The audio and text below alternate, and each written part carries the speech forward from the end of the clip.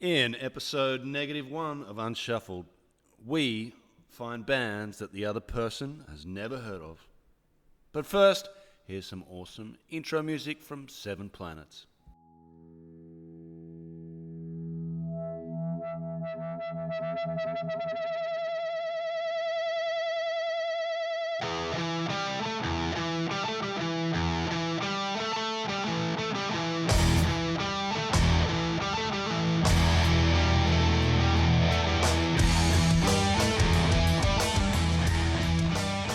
Unshuffled. We're on. It's Unshuffled. Unshuffled time. Here it is. So this is a negative episode. We don't know, -1. We don't know what'll ever become of this. We'll be very negative in this episode.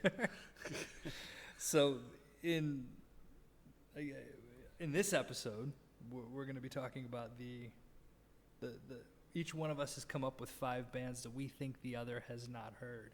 Yep. But that's not the plan of how we're going to run the rest of these episodes. No, the rest of them will be completely different. But yeah, that's this one. We can do all sorts of things. No one's going to hear this, so it doesn't matter. I'll listen to it. Mm. Oh shoot! All right, so I'm going to start with my first band. Yep, let me guess. We're going to volley back and forth, right? All right, yeah, we're volleying. If, just say, hypothetically speaking, we already did a version 1 of this, you don't get to say you've all of a sudden heard of this band. No. All right. So I can't remember it anyway. My first band is out of Austin, Texas, and yes. they're called the Black Pumas. All right. Texans. Mm-hmm. It's a Latino fella, mm-hmm. and a African American soul singer. Mm-hmm. 2 guys. Yep. Doom metal. Wait, does this have to be doom metal? No. Okay, because no, they're not doom metal. They're soul. God damn it. All right, so yeah, the Black Pumas. Black Pumas. Pumas is what I'm going to keep saying. All right, so talk to me about them. Should I listen to them? You should. You definitely should. All right, shall I listen to them now? Yeah, I got it queued up. I can even play it for you right now. I've got some headphones here somewhere. Wait, are we going to No one's going to hear broadcast you listening to it. Yeah, it? we're going to broadcast me listening to it. All right. Why are they good? They just got this. Well, here. Because it's...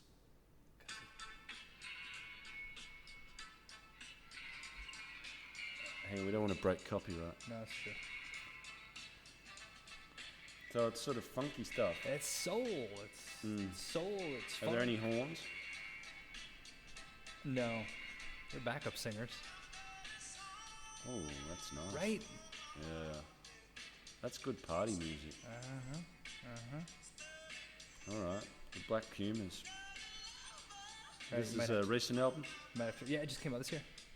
Okay. This year, 2020. 2020. Right? Yeah. All right. I better stop that before they sue us. But we got Black Moon Rising. That was that of course was the track 4, which was Fire. But Stay Gold, Oh Man, Touch the Sky. All right, I like it. That's the sort of stuff that yeah, you could get the dance floor moving at the party. All right, mine are all much heavier, but that's okay. And there's one, at least one that you've heard of, but I hadn't heard of that. So well done, you've escaped. The first band is a Japanese band. My first band that you've never heard of is a Japanese band. They're called Palm. They're from Osaka. They are damn good. I first saw them in a basement of a bar in Melbourne, and the lead singer, I didn't take much notice of it before the gig, but he had a small cut on his forehead, and halfway through like the first song that they played in the basement to about 10 people, he smashed the microphone into this small cut on his forehead, and blood started pouring out of his forehead all over his face, and it was quite a dramatic effect, as you can imagine. Musically, it's sort of heavy, very heavy, doomy bits, but mainly a bit more manic, like some entombedy touches, a bit of sort of punky or hardcore sort of vibe. Live, they're incredible. Japan, it's a wonderful country with so many wonderful things, but Palm is one of them. So yeah, I really like Palm, and if you can find them, or do you want me to play them? I'll cue them up. I want to hear. I'll cue them up. All right.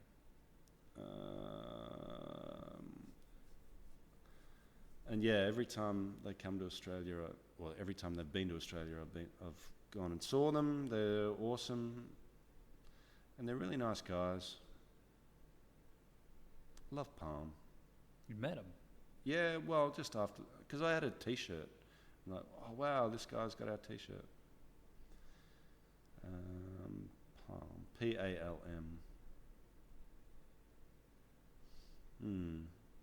Let me just cue it up for you. Saw him in a record store. Palm. Have you heard of them? No, I haven't. All right, so well, there you got, go. yeah, All right, yeah, good. you got one on me. Okay, well, it's nil all. So the first EP they had was, what do we got? Progressive Collapse was a good one. My Gaze Met Gods. I'll just play it. My Gaze Met Gods. Pretty heavy. It's certainly not easy listening.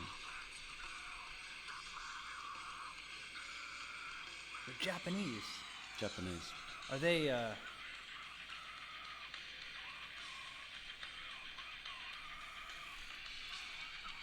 they singing to us It's English. in English or Yeah, it's Japanese? English. Anyway, you get the idea. There's a nice doomy breakdown in one of them. I'll save it for another time. But All right. very fair good. enough. Highly Fair enough. recommended. Palm. Palm. All right. My next one. Yep. Bob Log the Third. Yes, I've heard of him and Stop I've it. seen him live, and a point for me. I've man. seen him at Meredith Music Festival. Maybe twice, actually. I might have seen him twice. He, yeah, good choice, but yeah, I gotcha. He plays like banjo-y, stringy stuff. He has people dancing with him, like dancers on stage with him. Yeah, he's got the spaceman helmet. Yeah, he does all that freaky stuff. Supposed to throw beer bottles at Yeah, him he's while like a one-man performing. band, but Right. a really cool one. And his, apparently, legend has it, left hand was replaced with a monkey paw. Right. Just to... it's on his website. I don't know what to say. Okay. Well, that explains a few So, things. All right, That's then. my excuse too. All right, I'm one up on you. Yeah. Good choice though. I should have held him till the end. Let me just get to my analog list here. Hmm. Bob Log the Have I ever told you that I played at a Meredith Music Festival? I think I might have mentioned that once. I played at 4 actually. Yeah, I normally sort of keep that stuff secret, but it's true. Dern Rutledge. Heard of them? You're American. Have you heard of the term Dern Rutledge? Have you heard of the... I have not. It's got something to do with some product that you drink, I think. Can I see it in writing? Dern Rutledge. Is it from an ad for I have no some alcoholic beverage or something? I have no idea. Okay. Melbourne band, yeah, good. I'm glad you haven't heard of them. So, oh no, you just saw some other bands there. I didn't. All right. Actually, I can't read your writing, so it did me no good to ask they're to a see it in sort writing. of so Dern Rutledge, hard rock stoner from Melbourne.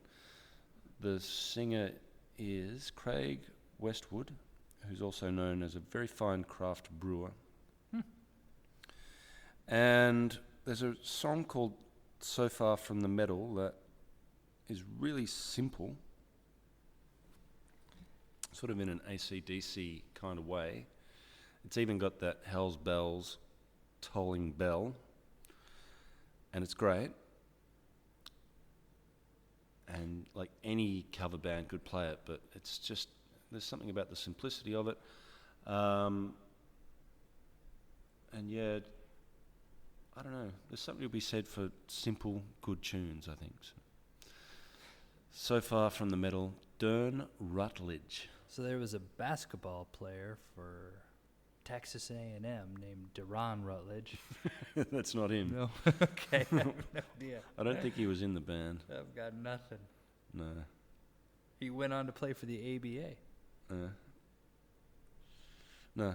All right. Anyway, right. Do you want to hear some, or do you want to? Yeah, let's do it. All right.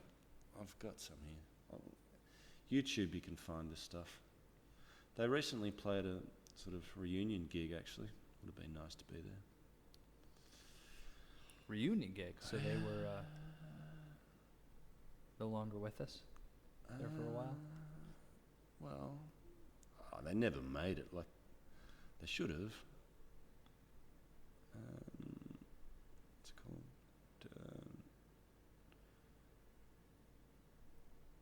All right. So, yeah, their sort of big attempt to make it was an album called Johnny No Stars. Let me play So Far From the Metal, and you'll see what I mean about simplicity.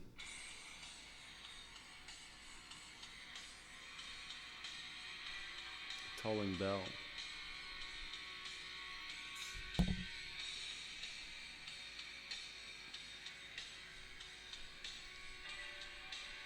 I like it. See, we claim that in Australia, that we The invented bells. is that you're doing? Yeah. Oh, shoot. Oh, yeah. It's basically one note at this point.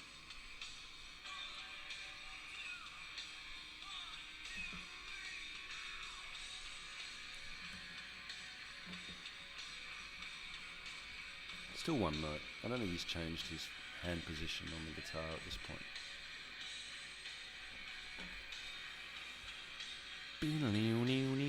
No. Still one note. Alright, here we go. There you go. There it is. No. And so it continues. Anyway, great live band, and yeah, they never made it. So you've never heard of them. Losing my pop shield here. Should also be All right. an amazing band name. All right, so my next one. Yep. All right, I've heard of one, so... Jay Munley and the Lupercalians. Ah, of course. Stop it. No? No, not that one. I thought You're not even a band, you just made that up. No, I didn't make that up. Lupercalians? I'm not coming up with that. In fact, I got him here somewhere. The Lupercalians. Lupercalians. It's a wolf thing. Mm. So Lupercalians. Lupercalians. Okay. So Jay Munley is better known as the banjo player for Slim Cessna's Auto Club. Mm-hmm. And he has his solo gig. So the thing is, I've seen Slim Cessna. Yeah, in a car park. We all know the Probably story. probably like 3 or 4 times. Yes. Some in Valencia, some in a car park. And have you seen them? Do you know them? No. All right. So they put on an amazing show, but Jay Munley is sort of this, he I think he's Canadian, but it's this sort of, they call it like the Denver sound, and it's just sort of this just kind of dirty Denver sound is dirty. bluegrass sort of, but it's not full on. Well, here, I'm going to play some for you. But it's like a doomy bluegrass. Yeah. It's bluegrass meets doom. Right. And let me figure out the perfect one to put. And here we go. But anyway, he's got this sort of just this sound and this style, and it's this old time gospel minister, and here we What's his name? His name's Jay Munley. Jay Munley. And then the band is the Lupercalians. Yeah, of course. Of course.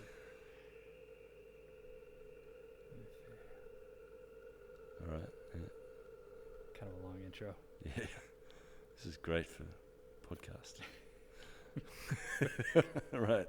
Can't be any worse than you scouring YouTube. -1. It's episode -1.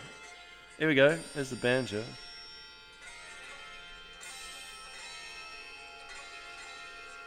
Is that a banjo? It's a banjo. Doomy banjo.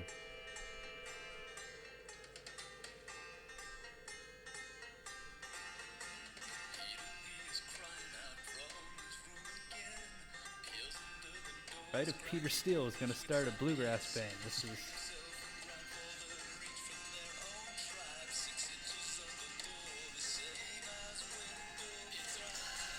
All right. I like it. I like it, and I like the fact that I hadn't heard of it. Jay Munley. Jay Munley. All right. Expect to hear a bit of that coming from the house next door over the next few weeks. Jay Munley. All right. Next, me. My turn. Yep. Let's hear it. Let me pull out my pen and paper list. See, I'm coming up on my last two that I was pretty sure you had heard. Bob Logman. Everyone's I know, heard of the him. fact that you nailed me on choice 2. Ooh. I think I'm going to reshuffle on the fly. I'm going with a band from my hometown. So we're getting into the point of my list now where you may have heard of some of these. Time will tell. Well, we're about to find out. Damaged.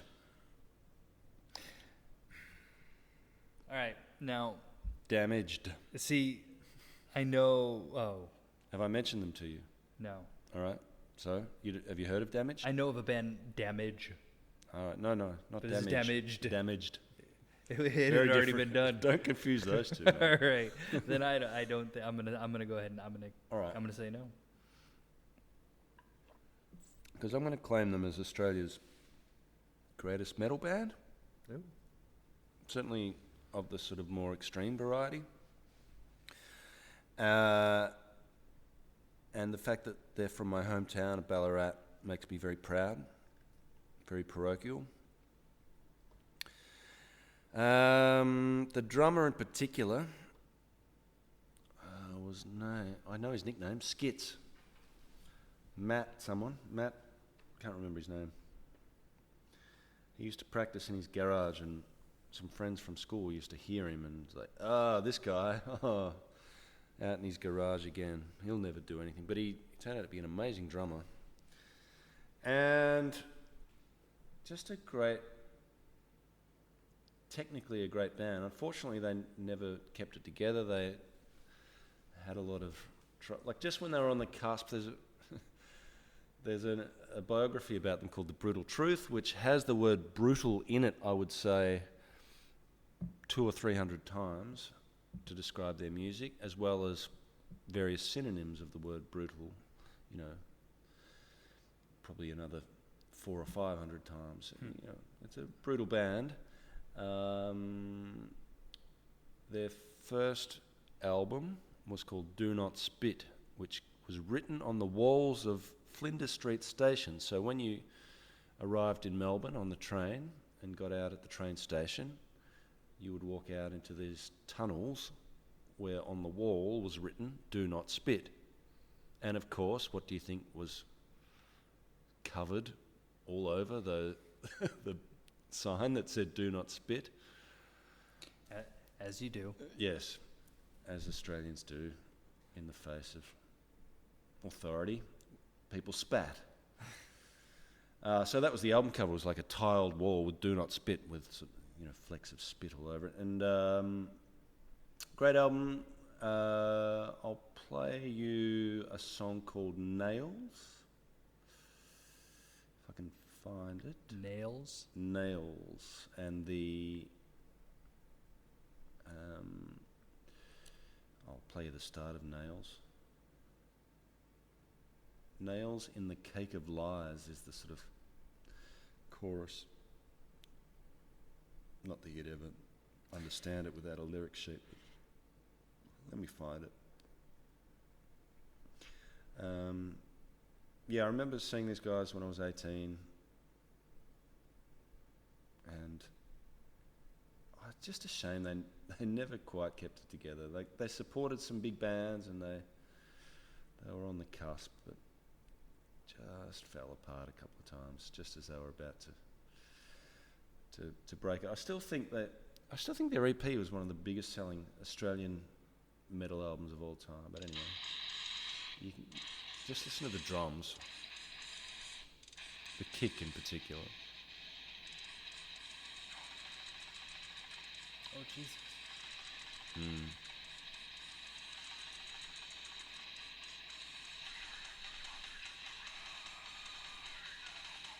That's the fast bit. They sort of break down every now and then into some big riffs.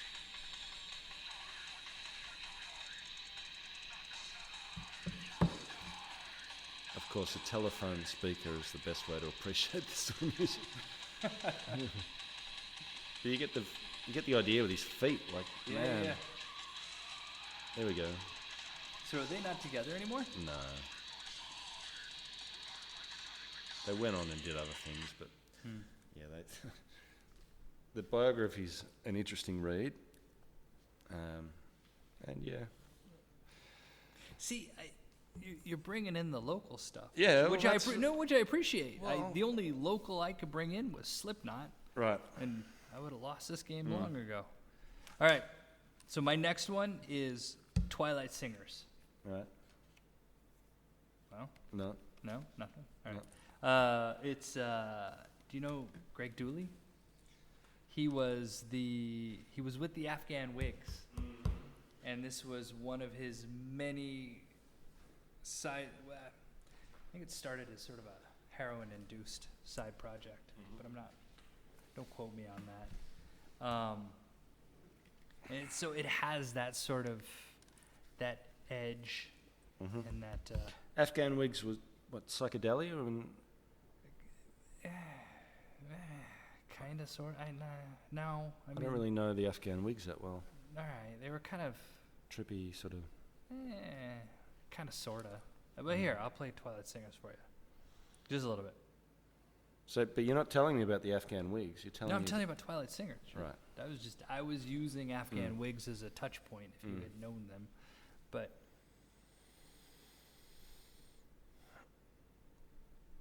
Yeah, it's not playing. God damn it. There it is.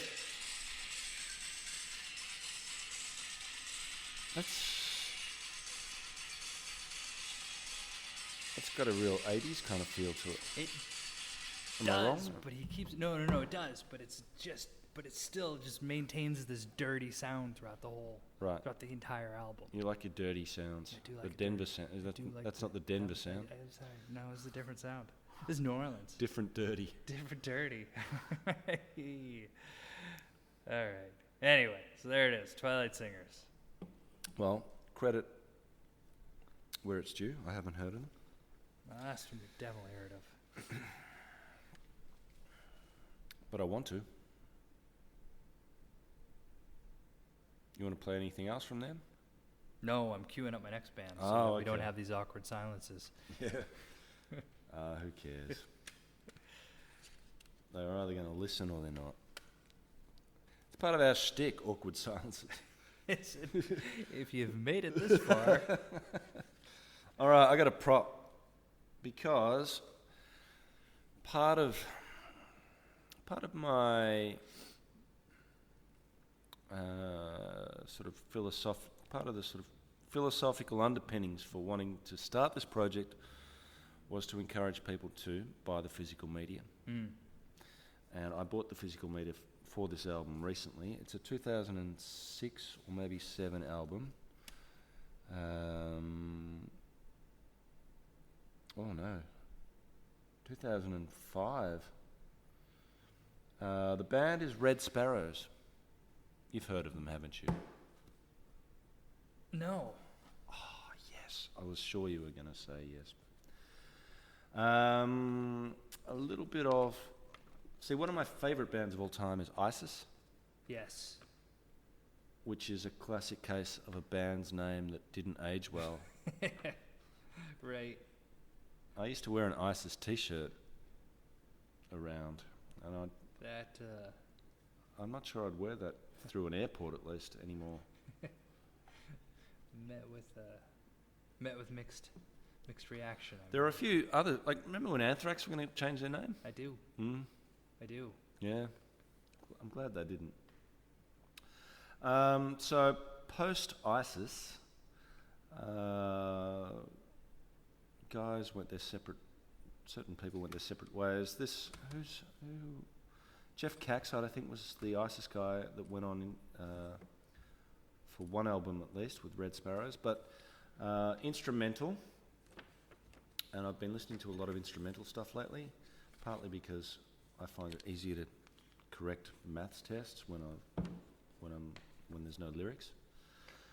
And this has been the CD in my car over the last month or so, as my wife has given birth to our second child. So every drive to and from the hospital has been accompanied by Red Sparrow. So it's going to be one of those songs that takes me back to a moment, or one of those albums that takes me back to a moment in time, a moment in my life. I love the bass player, and you're a bass player, so I'd encourage you to have a listen to Jeff Caxide's bass in this. A lot of the time it really drives the song, and the guitar is just sort of providing a bit of atmospheric stuff over the top. I mean, instrumental's hard because... Can I see that? Yeah, have a look at the prop. Another thing that works well on podcasts is props, by the way. It's me looking at props the liner notes of a CD. Yeah, props and people listening to YouTube on their phones. That's what I read in How to Do Good Podcasts. Where are they from? The US.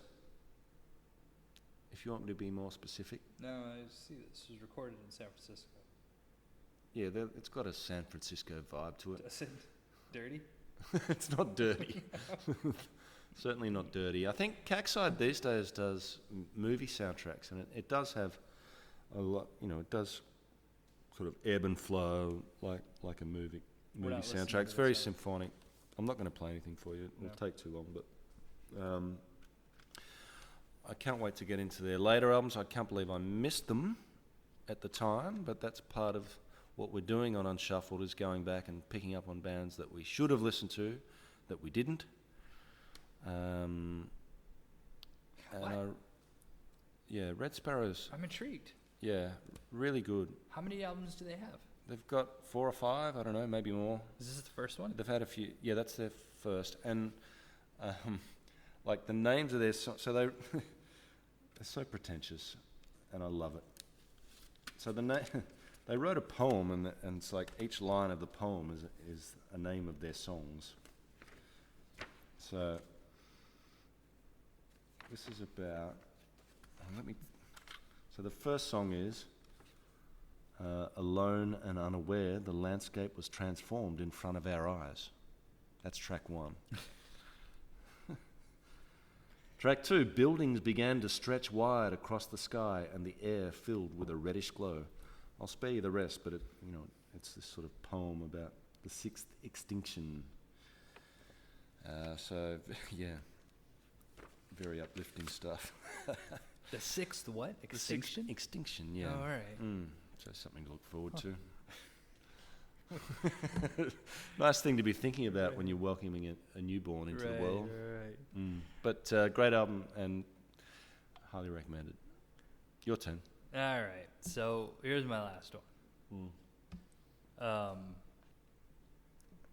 I'm leading at the moment, by the way. Yeah, no, I'm aware. 1-0. I'm aware, and this isn't going to do me any favors, I don't think. Sunny Day Real Estate. No, Nothing. still 1-0. Still 1-0. Oh, all right then. Crickets. This is just going back to the bass player. The bass player for this band was huge. They had an album called the Pink Album.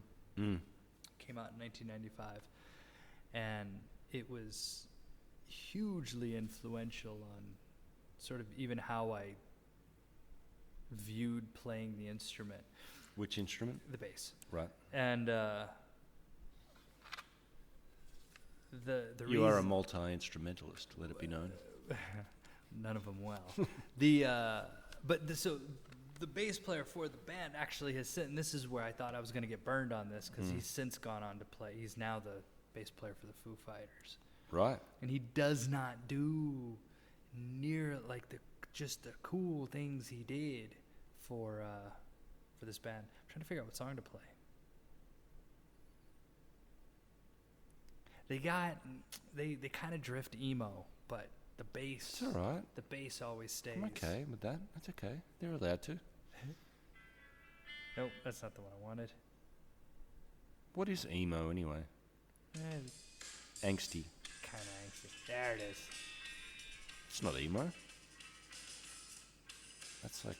Well, when the singing starts, we're like, yeah, right. It's like primacy, sort of.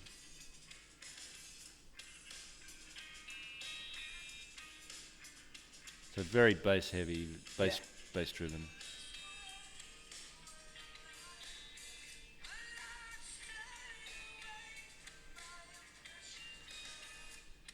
Yeah, that sounds.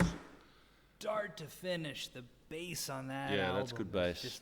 is incredible, and he does not do any of that with the Foo Fighters. He's not allowed. Probably not allowed. Dave's put his foot down. He said, "Stop that." I'm the star. All right, give me your last one. Okay. Let's see what we got here. Was there a bit of Jane's Addiction in that one? Just no, in the vocals, maybe. Maybe. Bit of Perry Farrell. Maybe. Sort of a toned down Perry Farrell. Let me just bring up my written list here. I had a few others. Honorable mentions. Yeah, I had some honourable mentions. You've heard of Old Man Gloom, right? Mm-hmm. Yeah, I'm glad I didn't. Was that one of your honourable mentions? Yeah, that was an honourable mention. I'm glad I didn't go for them.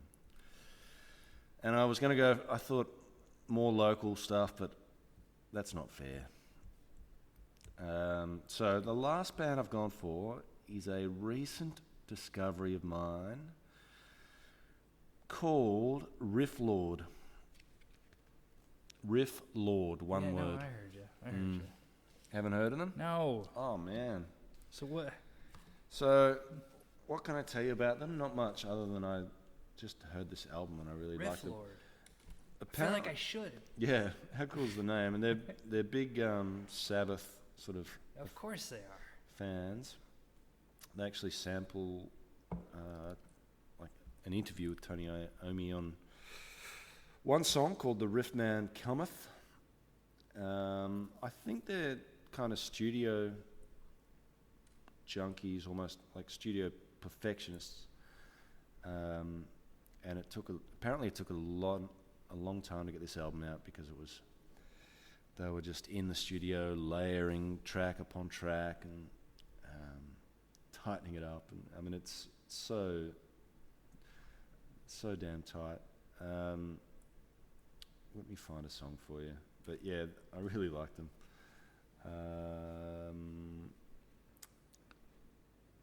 The Riff Man Cometh. The Riff Man Cometh. You'd like them actually. It's got a bit of a southern. I don't know. They must be from the south somewhere. I don't know much about them. Apologies, but there's a little bit of that southern bluegrassy feel to it at times, and then there's just some massive Sabbath riffs at other times.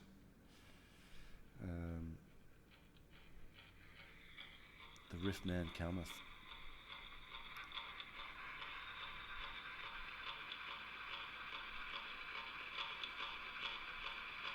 Nice build up.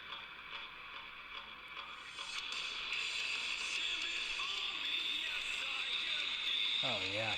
It'd sound good on your Sonos section. Yeah. It's big sound.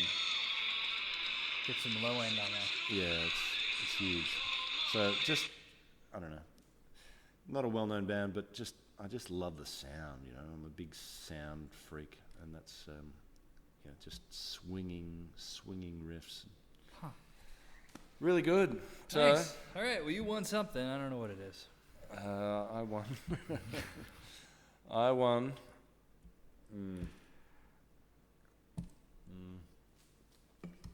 We'll tell you what the prize was in episode 0. All right, so we're done here. Hopefully, if you're listening. Well, we should queue up episode 0, by the way. Yes. Episode 0 will be where we finally we get to the root of it, what it is we're going to do. We lay out those bands that we want to dive deep into and figure out which one we're going to explore for episode 1. Yep. It's been a long time coming, episode 0, so I'm looking forward to it. And I've enjoyed tonight. I hope you have too. If you're listening, I hope you enjoyed it. And we'll see you all soon for episode 0.